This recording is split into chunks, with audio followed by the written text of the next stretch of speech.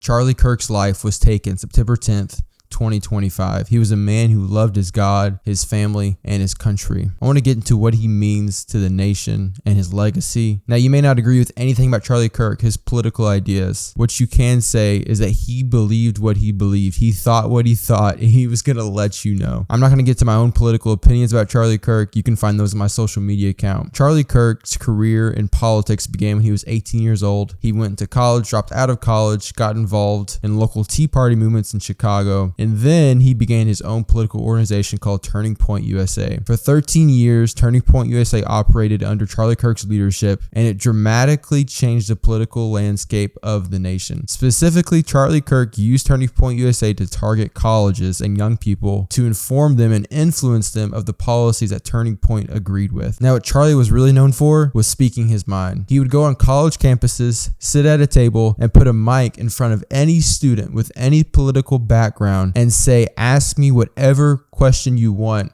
I'll answer the question. For so long, Americans hadn't actually been talking about the issues, and Charlie Kirk influenced people to say, let's get down and reason about the things that we agree about and that we disagree about. He proved that you don't have to use violence and aggression to get your point across, but you can sit down and reason and think together with someone else to get to an actual solution. And one of his biggest traits was that he was bold. He was courageous. He never backed down from a fight. Now, again, you may not agree with anything that he thought, anything that he said, but Charlie Kirk believed what he believed. Charlie Kirk boldly spoke about his faith in Jesus. He would often say that students needed to repent of their sins and give their lives to Jesus and that he would save them. It left no room for doubt what Charlie Kirk stood for. On a personal note, it was a Charlie Kirk clip that first encouraged me to launch this channel. I wanted to leave you with this same clip that I watched that encouraged me to step out and say what I actually thought was true. Get off your tail,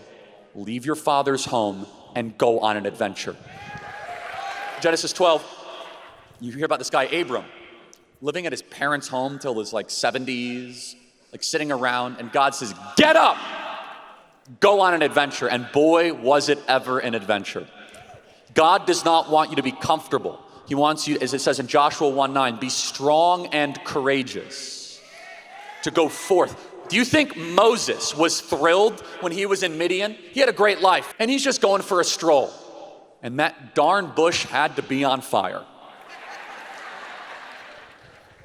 And his life changed forever. In fact, it changed so much that in Numbers and Deuteronomy, Moses repeatedly says, God, why did you make me do this? These people won't stop complaining. These people are the worst. God says, because I told you.